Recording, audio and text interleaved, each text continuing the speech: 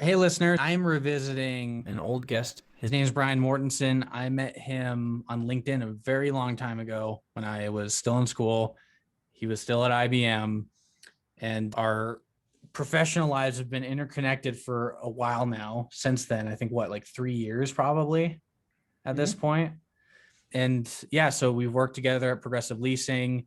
He went to Purple, and now he's my boss. We've come full circle. Now he's my boss manager at Homey. So now you're not only are we seeing like a more evolved Bryan Mortensen, we're also going to get a preview of kind of what our one-on-ones sound like. We don't really talk a lot about professional development or work. We just end up talking about fun topics. We We try really hard to stick to the topics, but I think both me and you gravitate towards talking about trends and about some of the deeper level stuff that's interesting to us. But I always try to make space for you to tell me why you're killing it.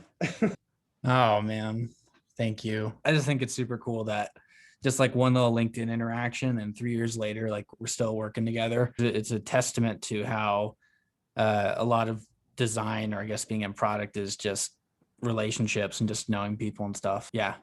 Yeah, I think my attitude about relationships have evolved even more. Meaning, listen, I believe in a lot of stuff we're doing at Homey, but Homey's not nearly as important to me as the people I work around. And I don't know how companies would feel about hearing that, but I think the people you work around and the relationships you form inside of product and design organizations are likely the thing that will make you more pumped about doing work than necessarily the company you're working for. Of course, the users of your product are also something that you get inspired by, but I find the people I work with to be one of the bigger reasons that I like or dislike a company. So That's super true, because if you look at the current roster of leadership at Homey, a lot of it consists of people that we've already worked with, especially people that we worked with like on the product side and design side. I worked at Progressive Leasing, and our current director of product, Clay, who was one of your co-interviewees. Like he was in that back in the second day. episode as well back in the day. Yeah. Now he's in product, which is interesting because he was my design manager, and now he's in product. And I think the impetus for this episode was us talking about, hey, this is really interesting. Like our CPO is a designer. Clay went into directing product management instead and pivoted from design into a different career path. And I don't know just how like interesting of a trend that is, that you've mentioned that you've seen a lot more designers on Twitter, like design leaders on Twitter, going into product management, right? Agreed. Yeah, for sure. Hey, just one quick point before we move on to the topic, which is product management design. Just want to speak a little bit more about the relationship thing. Just going Uh, through my head about how thinking about, like, oh, hey, in Utah or in design smaller companies, yeah, it's about relationships, but not the massive conglomerates, and not in really professional organizations. It's not about relationships. And I think that's wrong too. And one really good example is how Apple really has risen. And that's because Steve Jobs took his crew of people with him in from most places and ended up wanting to work with those core group of people, because when you find good working relationships, you can make really great things because you don't have to redefine your interaction points, and there's a lot of built-in trust when you work with people that you've trusted before. Anyways, so yeah, that's another good example. But yes, a lot of the Twitter people who I follow on Twitter, who I would consider design thought leaders, have either moved into product management or have talked about the reason that you would move into product management. And I do think it's an emergent trend that we're seeing a lot of mid to senior level designers decide that product management is a better place for them. And I think that's just an interesting phenomenon, and really been ruminating with you and with Clay and even with Chris, our CPO, a little bit about like, why do we think that is? And I think I have a couple of hypotheses about why, but I'd love to jump into it with you today. I know that you're definitely product management curious, for lack of another Yeah. good term, yourself. Could you, like, for people that haven't seen you on the interwebs before and know you, could you just talk about your professional journey from learning design to evolving into kind of a person that might want to leave design from an IC standpoint? Sure. Yeah. And I will frame my work history in that way, meaning Yeah. why I think that product management aligns with a lot of the reason I got into design in the first place, which is as I was going to school, I thought I wanted to be in creative arts. I was going to school for advertising. I wanted to be a capital C creative in advertising, coming up with campaigns and stuff like that, because I thought it was really good interplay between business and creative, meaning I like business problems, but I also like creative solutions. And at the time I was working at the Apple Store to get through college. And at the Apple Store, I was a creative, but what that really meant is that I was a teacher, and I would teach people how to use our software, mostly creative software like photo editing and that kind of stuff. And what I started really learning there was Apple's product chops are some of the best in the business. I know that's still disputed, but at least at that time, no one was doing a lot of the thinking about UI and UX that they were doing. I think they really were killing it. And as I was teaching people, the thing you do when you teach people software is you don't tell them how to do something. You try to help them understand the clues in the interface, because they need to be able to do this away from you as a teacher. They need to learn the app. So like, for instance, in like iPhoto, I would start learning like, oh, what is a good button? What makes a good button? Some things need to be evident from a button, right? What it's going to do, why I would press it, what will happen next. And these are things that I think, intuit if you're a digital first person. But if you're an older person, those things are not intuitive necessarily. You have to learn that part of your brain. But what I slowly realized over time is that I enjoyed really well-designed products much more than I enjoyed really well-designed ad campaigns. And so I shifted my thinking of going into advertising into, I want to go into some sort of digital creative space. And where that landed me in was design. So when I graduated, I didn't feel like I had nearly enough chops in design to just go into the industry.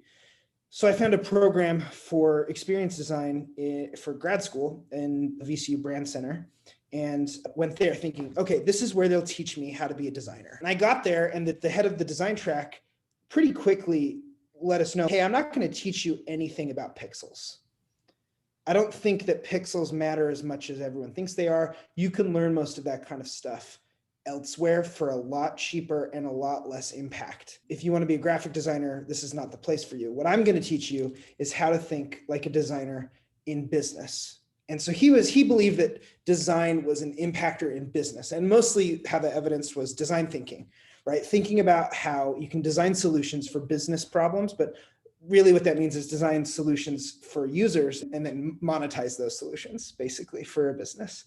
And slowly over that program, what I realized is there's this big gulf between creatives who were doing copywriting or art direction and our designers, our experience designers who were doing pixels, and that they would focus on a lot of aesthetic things and we really wouldn't. We would focus on a lot of strategy things. Now, that did mean that I came out of that program a little bit weaker on UI design than I'd want. And that was a big gap, but it's also a big gap with most, I think, UX practitioners. And it's something since then, as the 3 places I've worked at, for IBM, Progressive, Purple, and now Homey, I feel like I've done better at understanding how to be a good UI designer, understanding how using systems are important.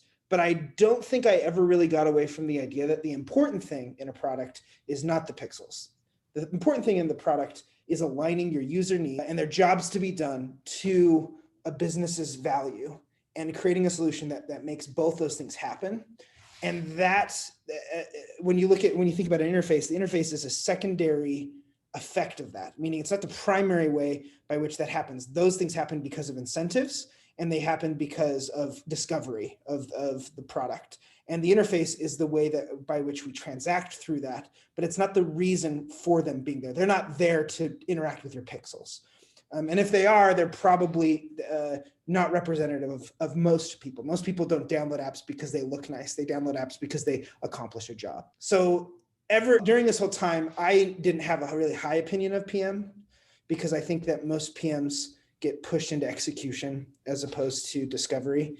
And so once I started understanding the Marty Kagan model of product management is when I started really getting more, I think that's what I like. I think I like thinking about the value and the viability of the business more than I like thinking about the usability of a thing. And I still have really complicated thoughts because I think design should care about that stuff almost as much, if not just as much, as product managers should. And I've really thought that for a long time. I think it's only been in this past year that I don't know if all designers would agree with me that they should care as much about those things. And maybe I'm an outcast as a designer because I don't align to the thinking that we'll focus on the pixels and the usability and you guys figure that stuff out. And I just refuse to just shove over the value and the viability over the fence to them because I want it. So anyways, that's a little bit of a perspective of my journey to here through the trend. Yeah, I noticed that too. Like, I think what got me into being, I think, more considerate of a PM career path was the fact that I did like, I think we saw this before and we've like gotten feedback like back at Progressive Leasing that I think it's, I mean, yeah, Caden, you have like really great relationships with the engineers and the product managers, but the people I didn't get along with was the design, other designers on the design team, like who I really butted heads with the most. I felt like an outcast in my own profession because I didn't really care about the latest Figma release, or I didn't really care about the latest like abstract release or organizing design files and stuff. I just thought that was like part of doing the job. And I think there's like a subsection of this conversation, which is like actual product design versus graphic design versus UX design. And I think a lot of people don't appreciate how big of gaps there are when people say that they're a UX designer and someone who says they're a product designer. Those two people tend to be very different kinds of designers. And I don't think graphic, like a lot of graphic designers will be really good at UI, but they don't want to engage in strategy at all. And so they basically want to hand it to them. I haven't worked with many of those people, but I definitely know a lot of those kinds of people. They just tend to not work in product orgs. They work in project orgs where they're executors. Agencies, yeah. Yeah, agencies, that's a good point, like an agency model. And if you look at the three of those, obviously this is a podcast called The Way of Product Design. Out of the three of them, product design is most aligned to product thinking. So it doesn't take a huge leap to understand why product designers might be product management curious, because we already are defaulting or self-selecting as, the way I like to do this is caring about the whole thing end to end. I want to understand everything about this. I think where product design can fall short is they say they want to do everything, but they don't really want to engage with cross-functional stakeholders. They think, no, I'll just do all of it, and then I'll have the engineers build it, and if it's not to what I want, then I'm going to tell them do it again. But really what that means is that every point in the process as a product designer, you've got to figure out how to make compromises, you've got to figure out how to make good relationships so that the pieces that you can't directly affect, someone else can, and that you can help drive that, but not being primarily responsible. So my biggest criticism about design right now is that, I don't know if you saw this Nelson Norman survey that said that according to designers, which things are designers responsible for, which things are product managers responsible for. Every single question they asked, designers said, this is mine and not there. And that wasn't true for product managers. It was more split of, no, that's theirs. No, definitely this is mine. But it betrays a little bit of like, they say they want everything, but they're also not doing it all. So I don't know, that kind of rubs me the wrong way. But my favorite quote from JB Chikowski is, designers like finally get a seat at the table and then they trade that seat for craft. Yeah. And they're like, but I still want to own everything that has to do with making specs. Like PMs can't make a flow articulating how they want the value to be delivered. They can't do that. They're not allowed to. And what would you say seat at the table means? I think they're helping running the business in the term of helping influence priority. What's your definition? I think I agree with that. I would just say the minute I see designers get that seat at the table, there's this immediate defensiveness of you don't get to question what I'm saying.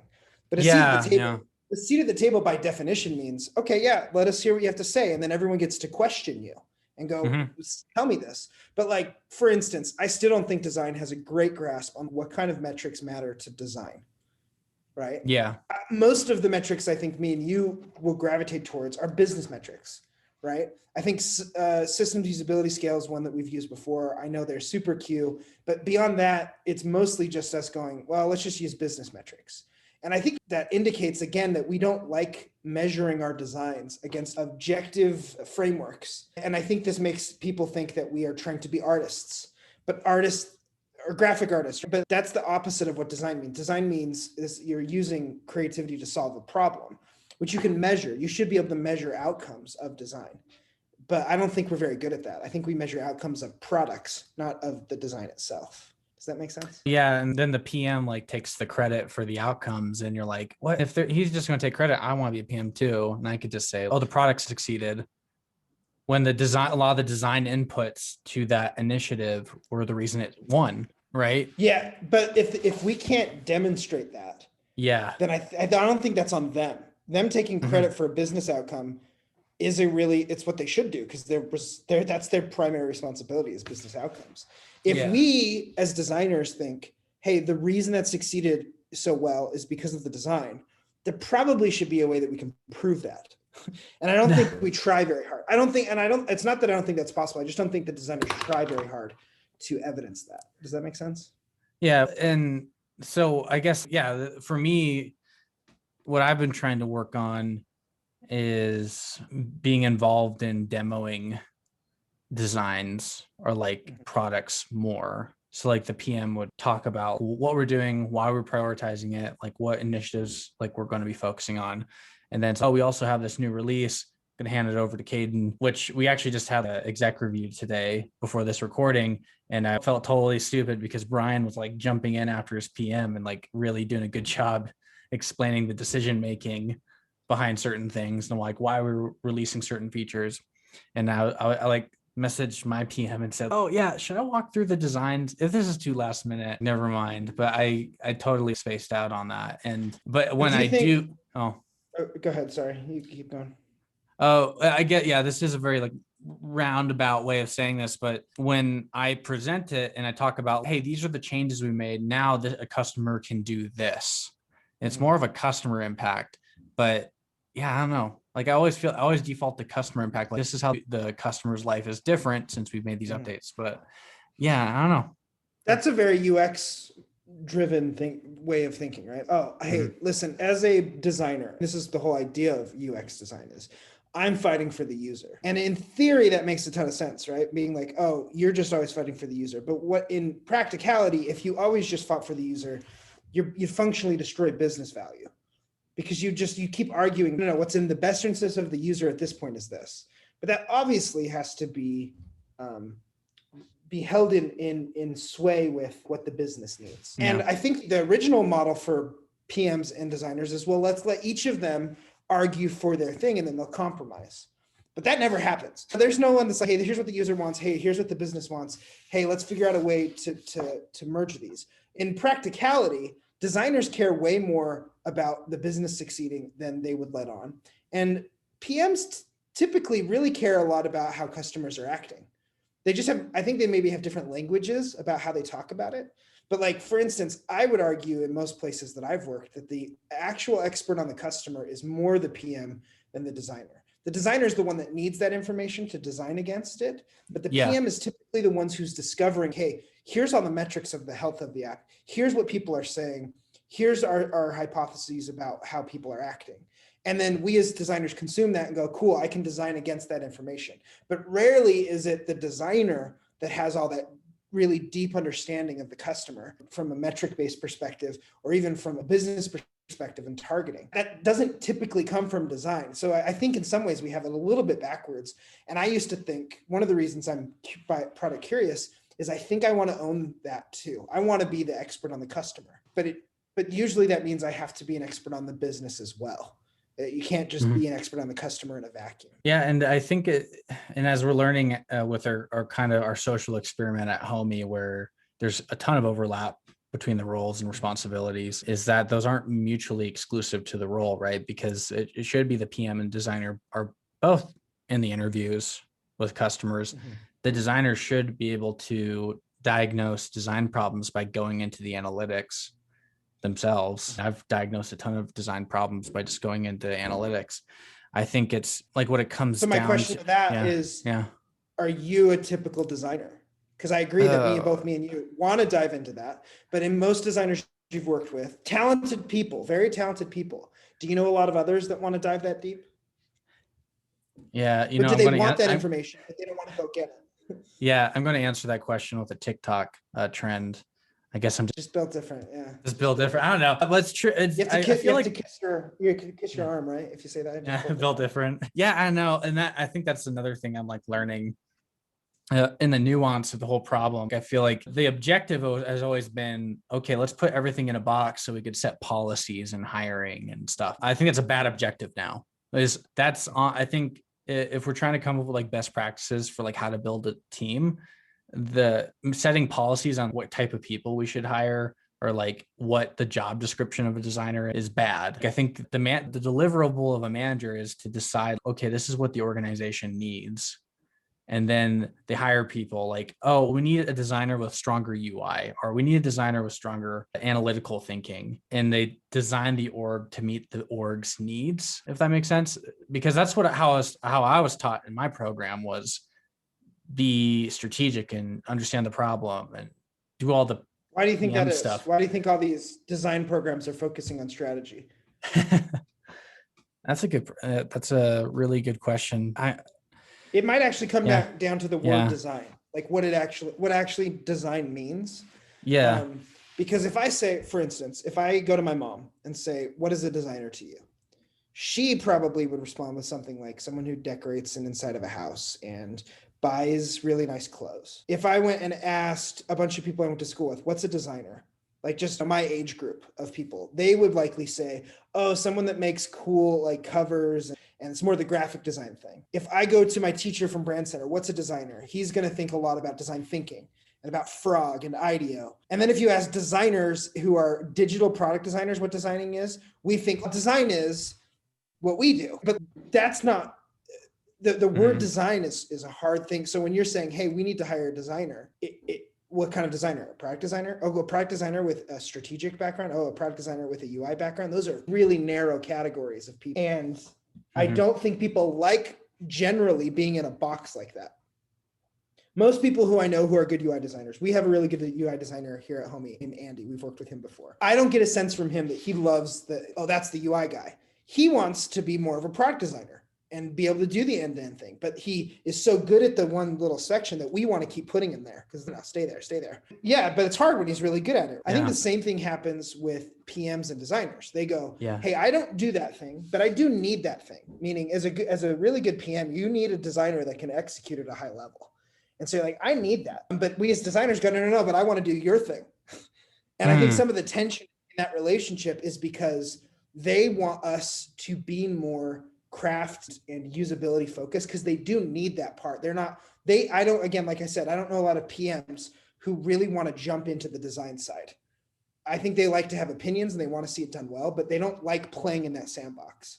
But we, as designers, we're playing in our craft sandbox, but then we try to jump over into strategy and they go, no, you need to focus on the thing that I can't do. At Homey, I do think we're trying to purposely blur the lines to say, hey, designers, play in that space. And hey, PMs, a lot of the PMs here have design backgrounds, so they can have good opinions about design, but they might not have time to. So we might not hear from them sometimes, but at the end of the day, they're probably going to have some design perspective. And I think that alleviates some of the tension you sometimes feel with a PM and a designer in trying to push each other out of each other's space, because you're like, no, everyone stay in the same place.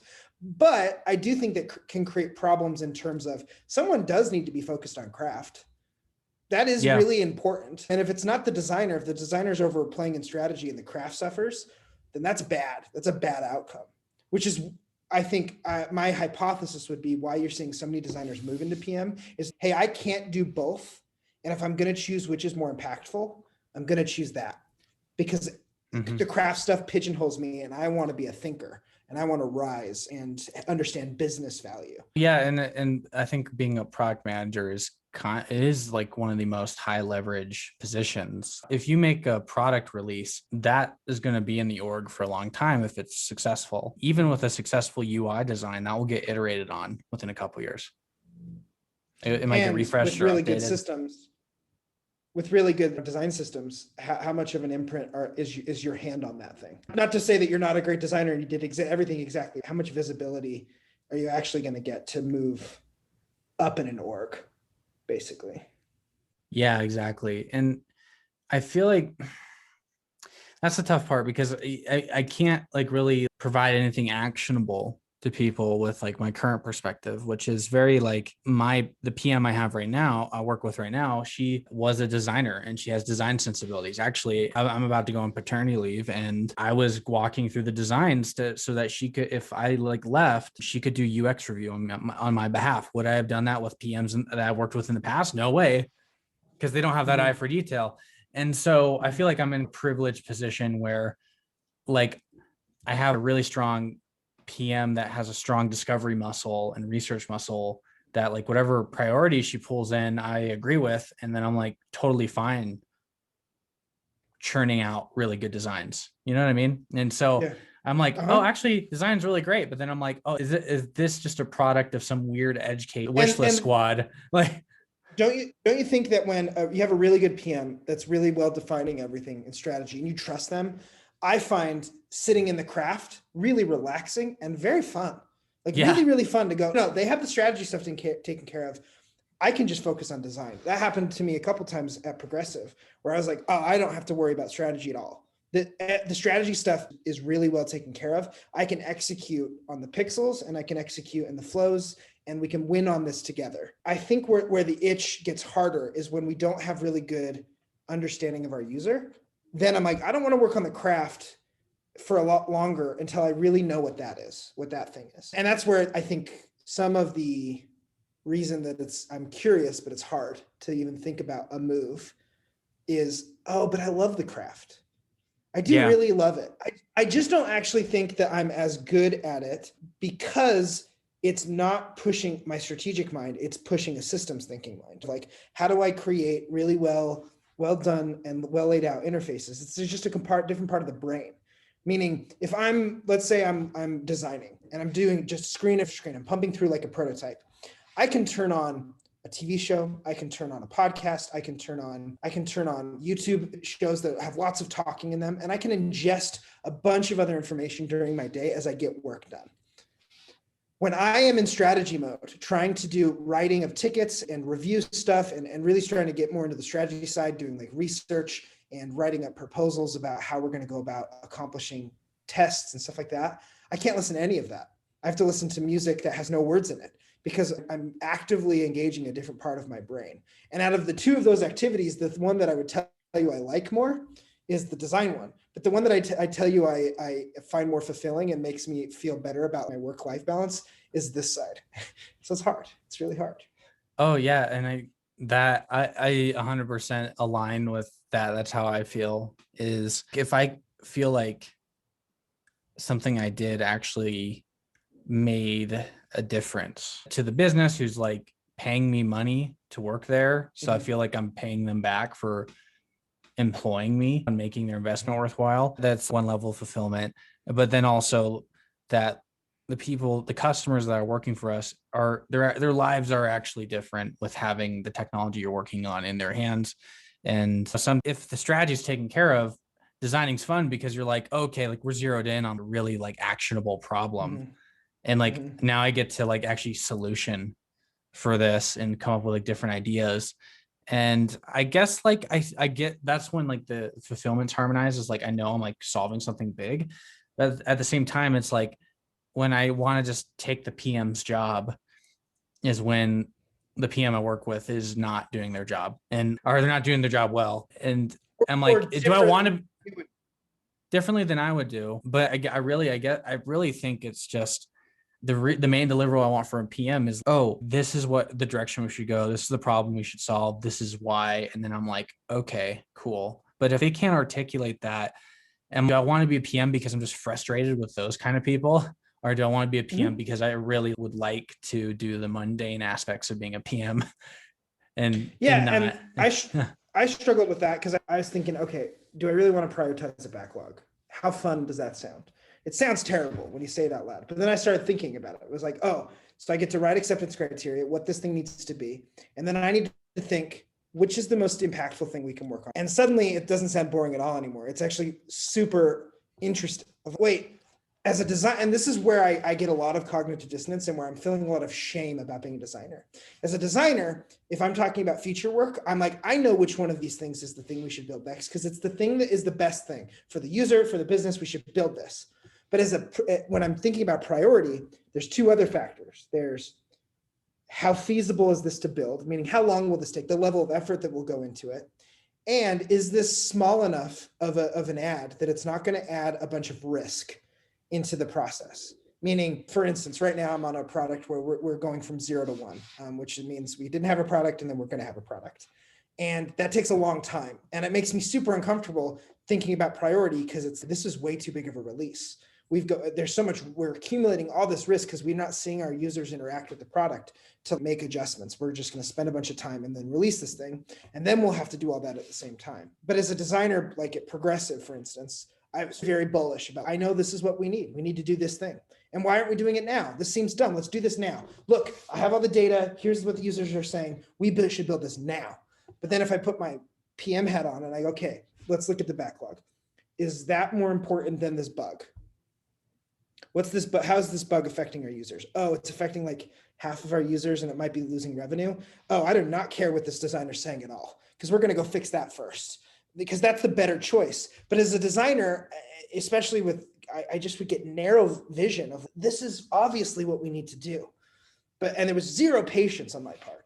And then the minute I start thinking about priority, really understanding priority and engaging with my PM on like why we're prioritizing things, suddenly all of that goes away. And it's, oh, we can always keep this in our back pocket because we can get there. We can get there. It's not important to get out now like I think it is. And so then I start feeling a certain amount of shame about, oh, as a designer, I was being bullheaded. And I think the more healthy emotional place at work would be to understanding priority about everything, meaning every decision I make about what to work on versus other things is a priority decision, right? Is a like, this was a trade-off for this. And even as a manager, I would say I'm starting to realize that priority is important, meaning, hey, what are me and Kaden going to talk about in our one-on-one? Now, the designer part of my mind is we need to do this, but the PM part of my brain, or the priority part of my brain, is what's the purpose of this? What does this person need to get? What does Kaden need to get out of this? So for instance, if I'm on a one-on-one with you and we veer off into talking about Pixar and Creativity Inc., I don't have to be as worried if we don't hit every single thing in the agenda. But I think my designer brain would really be bugged by that. So I don't know. I keep coming back to these two brains things. Yeah, that's super true. And I think you're just like unveiled something for me as like designers, like very bullish on like, we want to see like comprehensive products. But I think now that what we're learning is learn how to think big, but like work small. Mm-hmm. And like impact priority. And what I love about what we're doing at Homey is that we're encouraging designers to write acceptance criteria on their designs. Like they have to articulate in words. And so I've been really enjoying, hey, like PM, like you could write, I'm not taking the whole responsibility from you. You could write the ticket and like the user story and like why it's important, what's the business case. But I would like to own the delivery of my designs and articulate like, this is how the design should work and behave, because then that shows me like, as I write it out and it starts becoming like a novella, like length, like acceptance criteria, I'm like, oh, this is huge. This is a really big release. Like you brought out, oh, well, it has to do this, has to do this, has to give notifications, has to do this. And I'm still surprised that they think they could get done in a sprint, this current release I'm working on. Yeah. And Kaden, something crystallized for me recently with work you were doing. And without getting too specific, but Kaden has created these incredibly cool designs for a new product that Homey is considering. We're not considering it. We're going to launch it. It's going to be awesome. It's a thing. Yeah. And you built these great form fields, and the main UX of this product is a form field. And then there was a bunch of pushback from designers who say, well, hey, we have a form field and it might be live in code. And I think both me and you agreed that form field isn't very good. I think at some point it might have been better, but like it's very clearly dated UI and yours are clearly superior. Now, as a designer and as a design manager, I'm like, this is easy. We're not going to use those bad forms. We're going to use these new ones. But then I heard engineering say, oh, we might actually be able to use reusable components. That could cut down on the time that this would take to build. And I will tell you, I had a little bit of a crisis when I was thinking about what I would advise you to do on this. Because I'm like, okay, on the one hand, that is clearly better. And are we going to build high quality UI here or not? Are we going to insist on it or not? But then on the other hand, the priority part of my mind and the PM part of my mind goes, if we release that as a first iteration and then try to fast follow with and when I say that, I realize I'm on video. If we release the stuff that's not as good, but it'll take a lot less time, and then we get to the better version at some point, can we provide some value and learn some things along the way? And both perspectives are true. Meaning I don't find fault in thinking about either one of those perspectives. And I think that's the point, meaning, oh, every decision you make in a product is a trade-off between Mhm. these different elements. And I was like, why am I so uncomfortable with not knowing the answer? And I was like, oh, because as a designer, I would always feel like I could come to the clear-cut winner of what we should do. But I don't think product management ever feels that way. In fact, I know they don't, that it's Well, always a trade-off with them. I guess it depends on the product manager's background, right? That's Because true. if like they're an MBA, like you go through an MBA program, all the answers, like you go through the case studies and you have the right That's true. interpretation of the case study. Yeah. And they're going to be like, oh, obviously we're going to use the old form fields. And like they might jump to like that conclusion. And so I But think don't there's you like, think don't you think they know that's a compromise? I don't think they're blind to the fact that that is better. But yeah, this, and maybe they're just as sure in their answer about which one to do. And that's probably a good point. That's probably well, but at the same time, I'm like, this is really, it's hard to make this like an actionable takeaway because context, like my PM's a designer who values delivering value and like a high quality product at the same yeah. time. And she was bullish on, yeah, I don't want to use those form fields. Let's find out if they really like disrupt delivery. And we already budgeted. We want to get this done in a month. And if we can get done in a month with better fields, we're going to do it. Even if it maybe takes 5 weeks, like we like missed the goal by 1 week or something. We're still going to do these good fields. I don't know. I think that's just, it shows like why like a product role and a design role is so hard to like make a curriculum for. Yeah. Like, because it's And a I lot of think critical thinking. you've also just pointed out something to me that maybe starts making more sense of why designers who are going into leadership end up on the product side. Because as you go into design leadership, those trade-offs become much more apparent because you're not ICing anymore. You're not thinking about the pure path. You're managing people and trying to help them have better cross-functional relationships and be more impactful. And as you manage a designer in that way, like I just said, I started understanding how PMs must feel. Meaning like I put myself in that space. So if I'm a design manager or design director or even at the C level, it would become more and more about compromise and about finding the right amount of compromise. And I think that there's likely a case that, oh, designers need to learn that skill. But at the same time, it is really nice to have people who insist on high quality experiences and pixel perfect designs and systems that are adhered to. And I think one of the big risks of what we're doing at Homey is, hey, with all this product thinking going on, who's going to insist on the craft? Who's really going to insist on the craft? Now, I think you can make an argument that, hey, if all these product managers came from design, maybe the product managers can help insist on higher craft.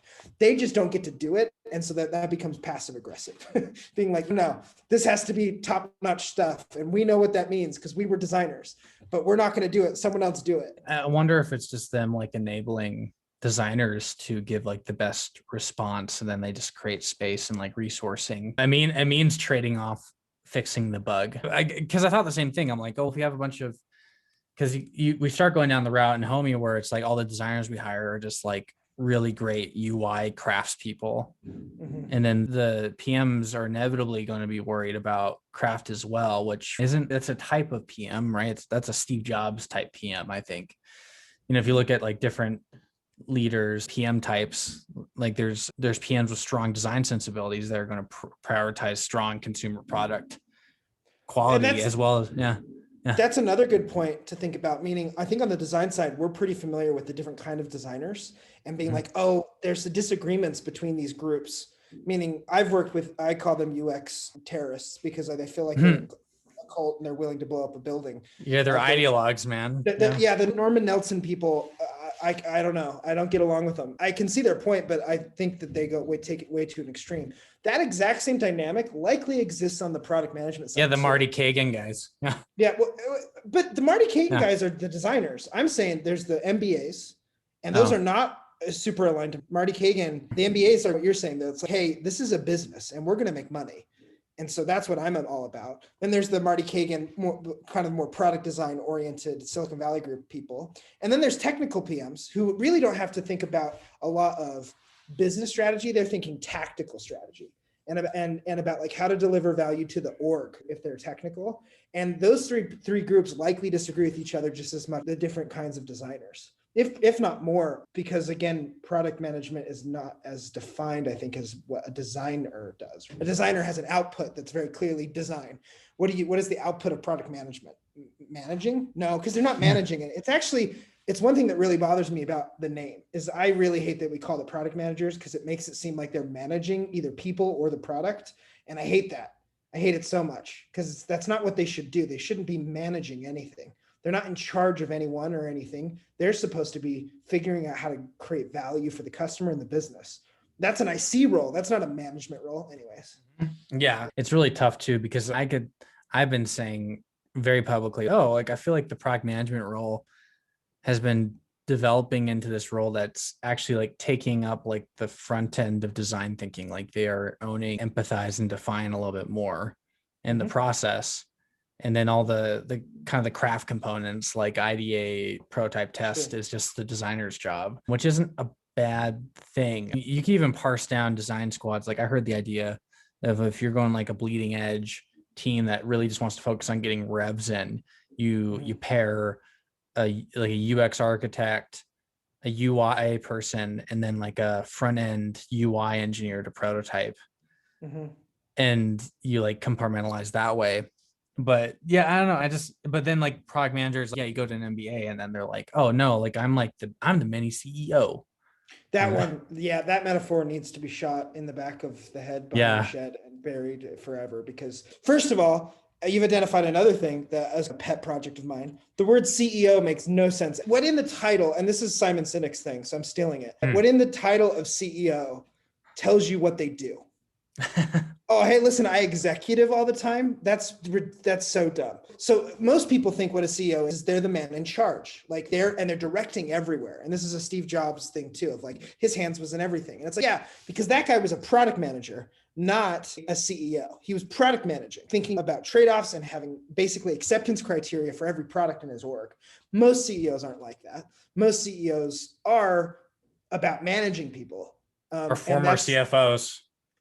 Yeah, and that's also problematic because at that level, you shouldn't have to manage very much. There are other executives. What you really want to see out of CEO is a vision, right, of where we're trying to go. And that's where I do think if you have a CEO who's vision-based, or Simon Sinek makes an argument, you should call CEOs chief vision officers. If they're a mini chief vision officer, the product manager, then I'm all for that. I'm all for that because someone on that team does need to have strong product vision. And this is where I think PMs lack generally, at least here in the Salt Lake Valley. And I interact with a lot of PMs in Silicon Valley that fell into this bucket too, which is they weren't about vision at all. They were only about tactical execution of ideas and about execution. They basically got out of the discovery mindset and into the delivery mindset. And that's why Marty Kagan is so insistent on get that thinking out of here. You need your PMs to be thinking strategically, not tactically. So it's interesting. I like how he just says if they like that so much, make them a delivery manager. There's a job now. Go do that then. And I was looking into what delivery manager, project managers, or Scrum, really senior people make, and they make comparable. I don't think it's that much less. So I think sometimes we think that's a downgrade, but a good delivery manager is also, if I'm a designer and I have a good delivery manager and a good PM, I feel great. I feel like I can just do design because this will get delivered and they'll help me make sure that it got delivered correctly so the design happened. And this person, the PM, will help me understand what we're doing and whether it's really going to move the needle. And maybe that goes to the core of why designers suck, is that there's never a lot of trust outward in either direction. And there probably is good. There's probably good reasons of why we distrust. But I do think when we come into an org and we go, hey, I want a seat at the table and I don't trust you and I don't trust you, and everything I say should be built exactly how I say it. That's not a great negotiating position. And that's one of the reasons we have a reputation of being assholes, is if we act like that. And so one of the things I admire about PMs is they have very similar concerns about trust. They have very similar desire to control end to end, the same way a designer does. They just know, and I think their position and what they're taught how to act, they are taught how to figure out how to do that in a more productive way where they can keep their seat at the table. And design hasn't figured out how to do that yet. So that's the crux of why I feel product curious.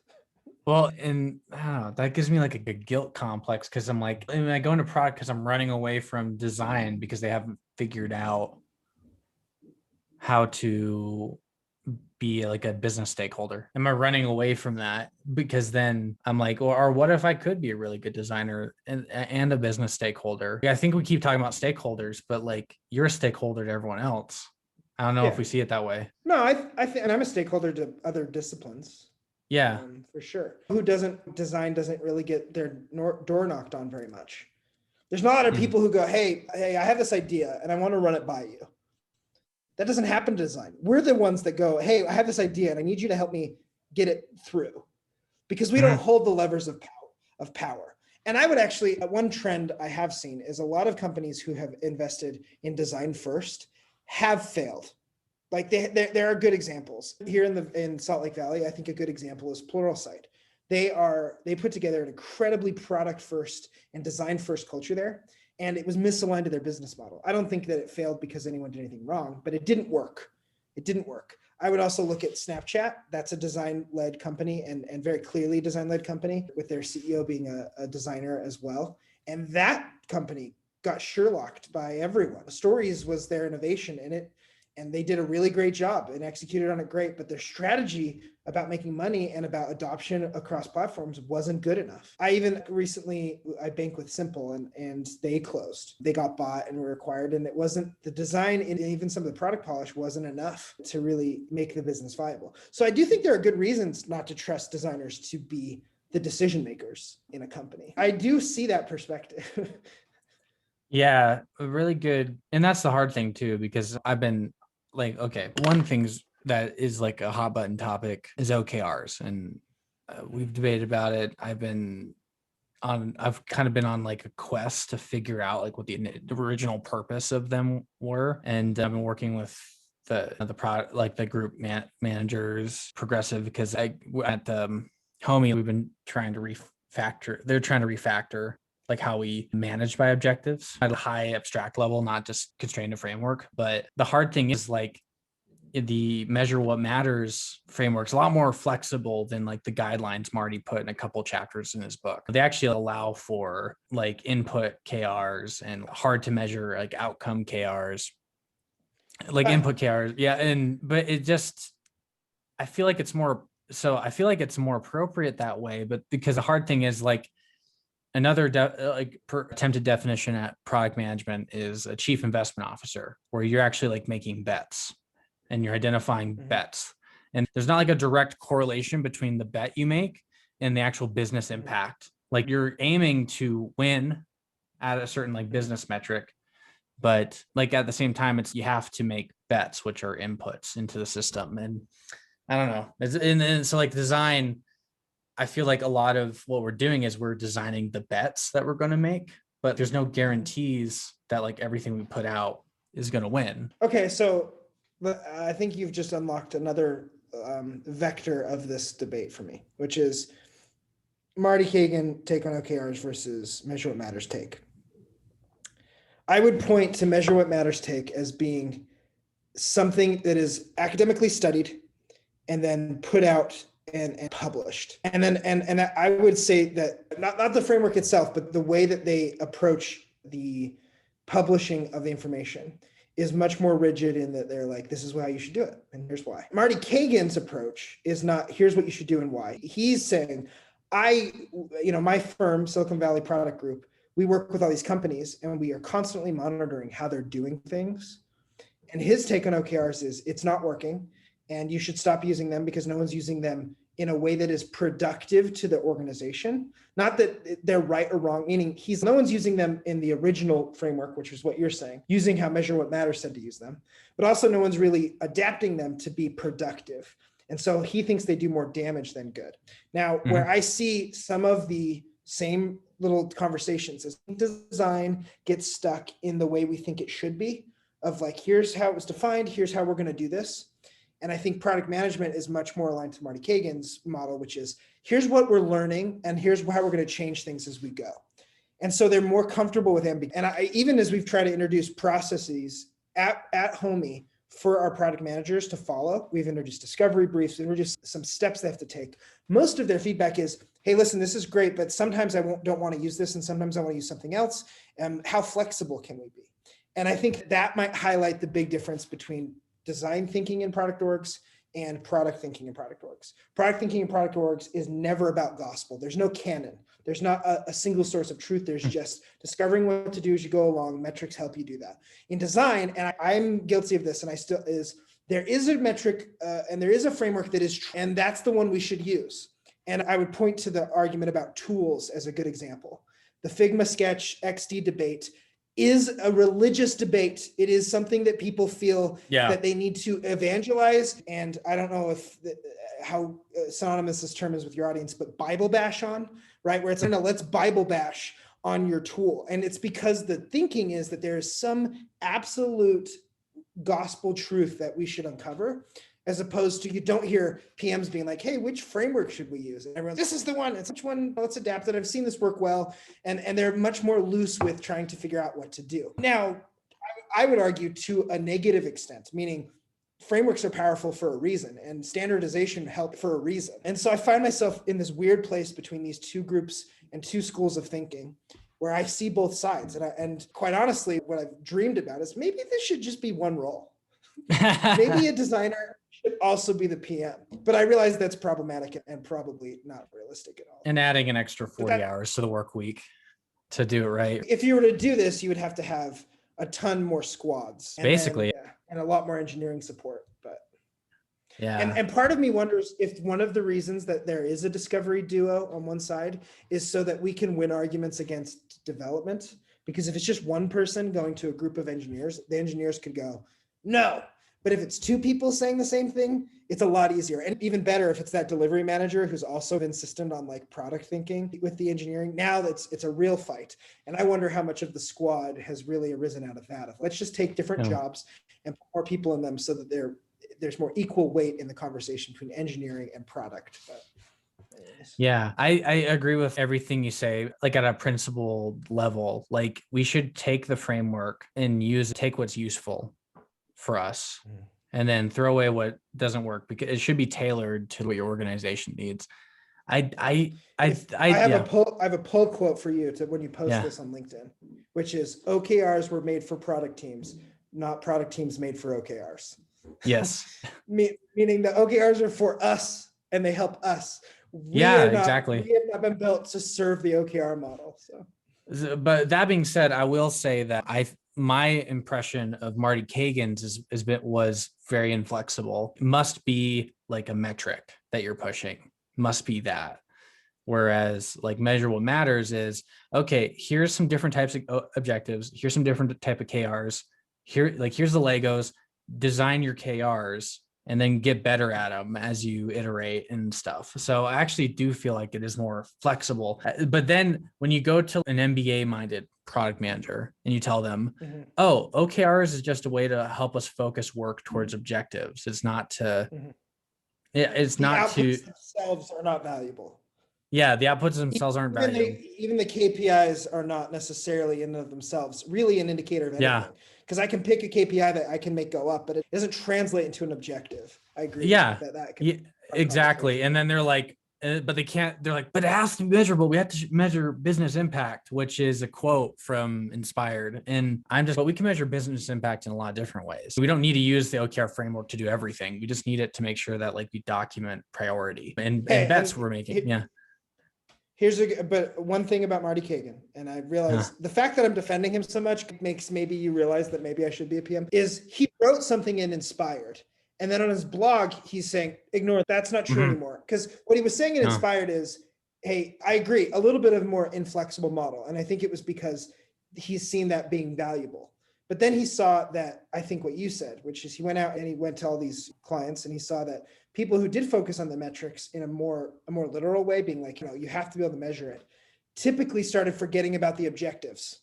The objectives were less important and they just were pushed aside or made cute in some way, right? Like they were just like these funny little sayings about what your KPIs were. And so I think what he's saying is, I don't think that any org has done this right. And so I think the model should not be used. If anything, he's arguing against OKRs entirely, I think. And he says that not ever implemented correctly. So I read that article and he did say that. I'm not like, that's not my go-to, like, this is how you should manage. I think he took a step back to the first iteration, like pre-Andy Grove, HP, which is just management by objectives. You give objectives to people and then they figure out how to solve the objective. Like he even took a layer back because these people get too granular. Like they try to optimize the OKRs. They try to put OKRs on every level of the organization. And it's almost like they become designers. No, this is how we should be Yeah, measuring exactly. objectives. Exactly. Yeah.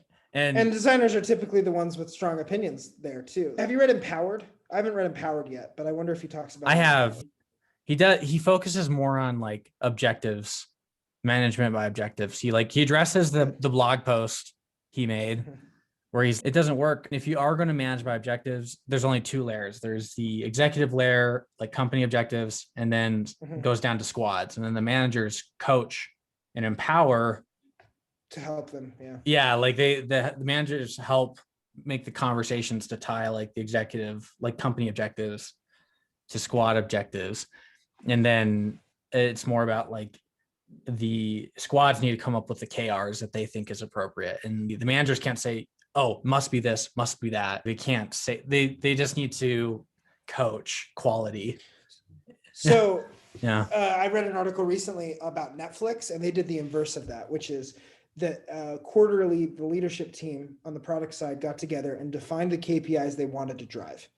And these usually were leading indicators. The example they used is adding to queue. I think you've heard this. Adding to queue is the best indicator that someone's going to stay subscribed to Netflix, is if they add to queue a lot. Back in the day, not anymore, but back in the day. And what they would do is they define the KPIs they wanted to see move. And then they would take that back to the teams and go, hey, pick which one of these you think you should work on your product, which KPI you want to drive, and then think of the reason why, meaning you're the one that needs to come up with the objective of why you want to do this, but the KPI is how you measure. And what they say, the reason that's helpful for a scale org, a really big org, is all the KPIs are rolling into each other, so you can show kind of an orchestrated effort across the teams trying to drive progress on these things, on these OKRs, these leading indicators.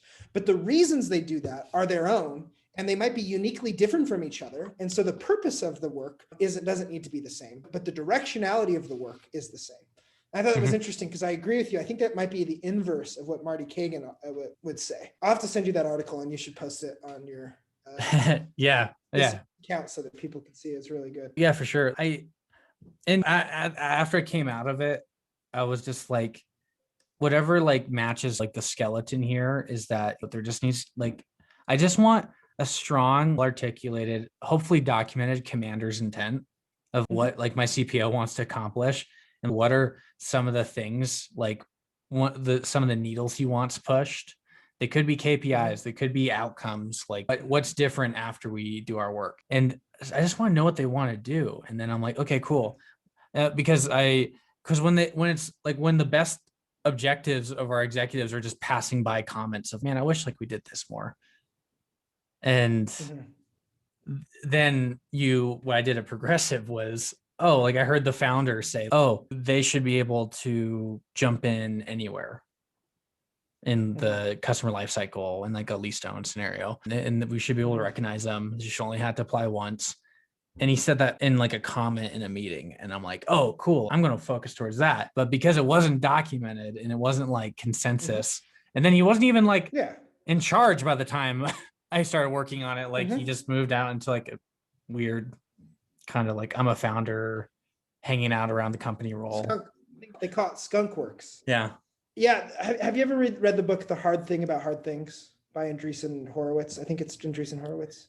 I've heard it enough where it's like embarrassing that I haven't yet. You should check it out. The reason I like it is functionally his argument is it depends most of the time what you should do. One thing I can't stand, and I hope I'm not calling anyone out, but one thing I can't stand is when successful people try to tell you what to do to be successful.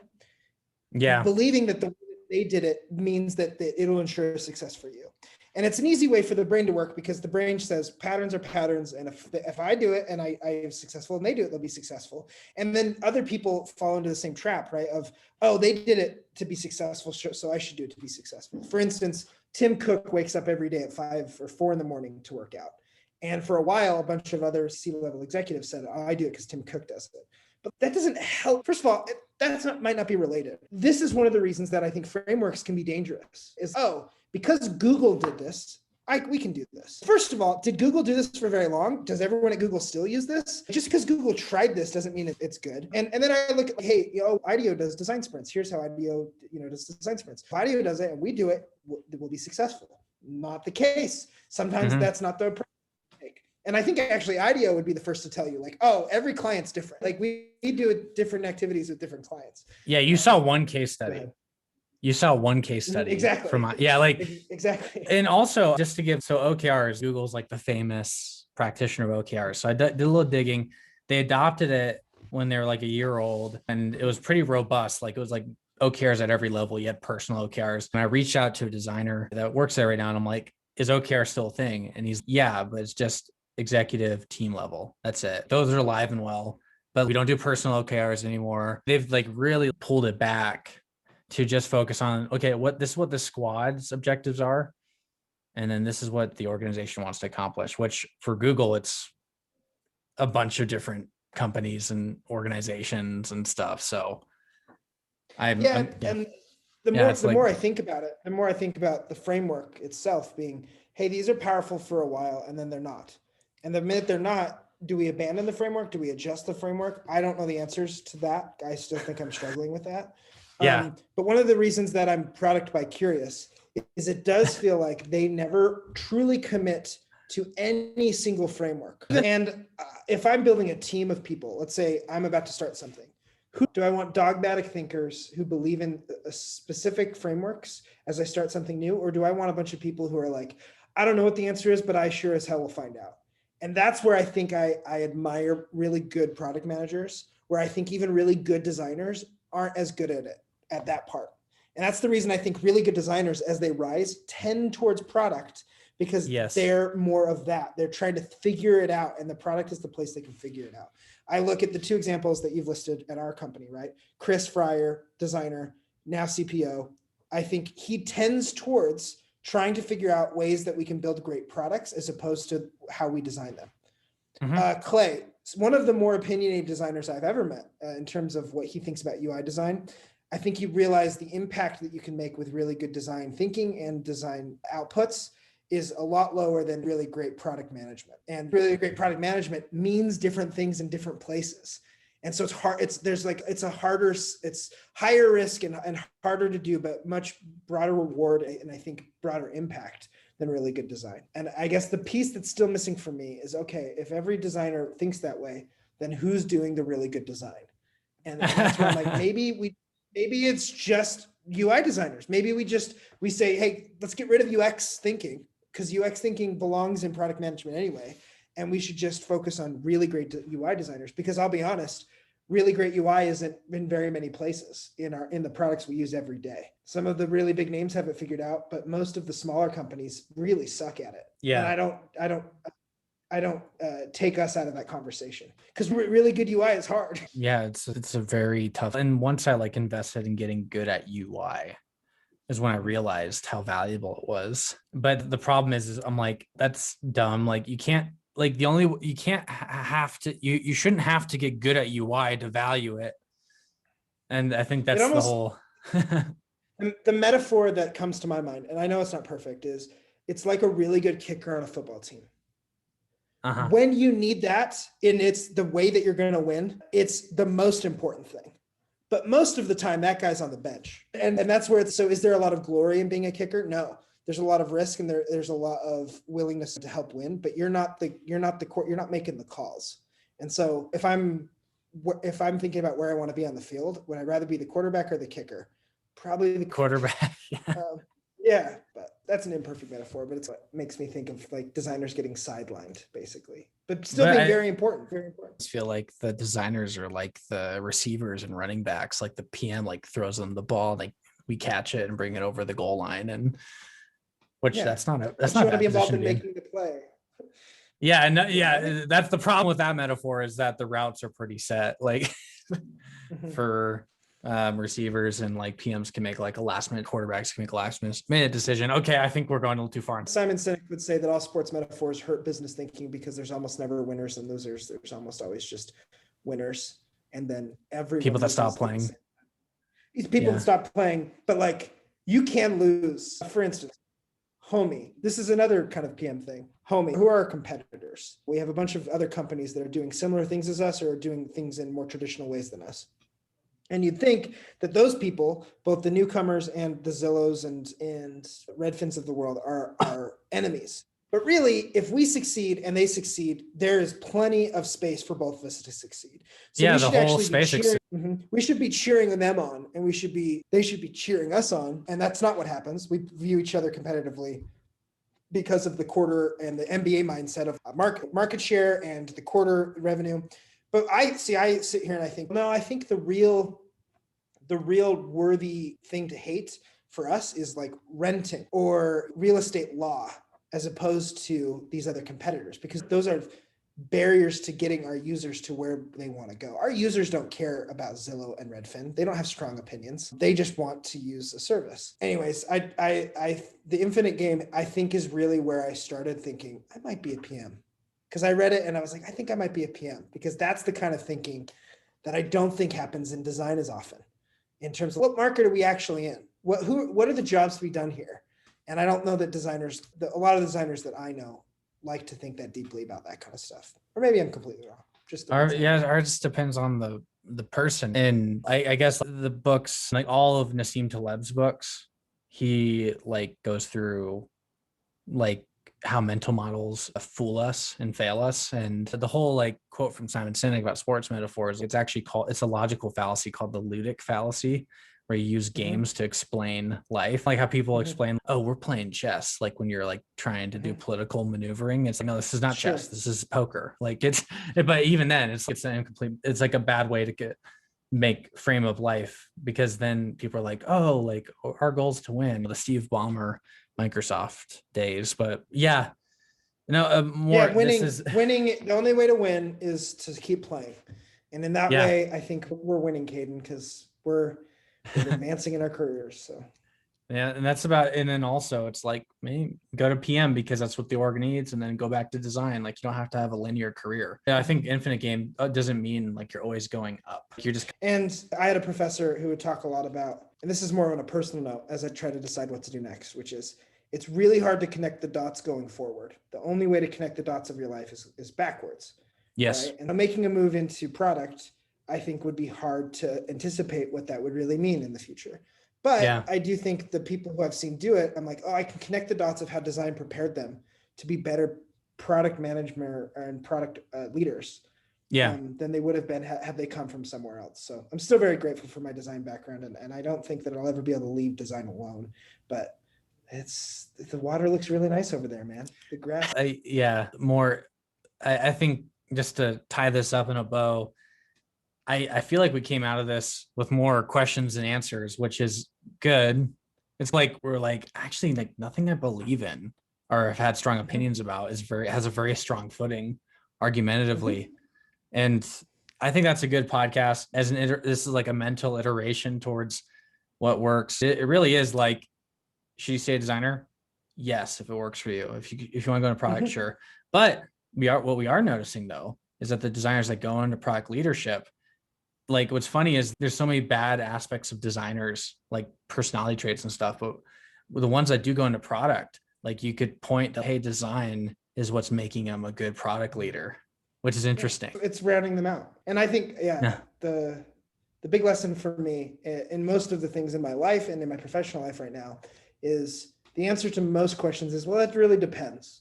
It really depends on some things. And it's an uncomfortable place because it's less, you can't get angry as often and there's not as much righteous indignation because it's like, it's hard. That's why I love the hard things about hard things. I gotta get into it, especially. Well, cool. Thanks, Caden. Yeah, thanks for coming on. To everyone who listens to this podcast, Caden is as cool as he sounds on his podcast, and it's an honor to get to manage you. It's also really the easiest job I've ever had because go-getter over here with all the things that you're doing. So thanks for having me on. Yeah, thanks, Mort. You have a good one. You too.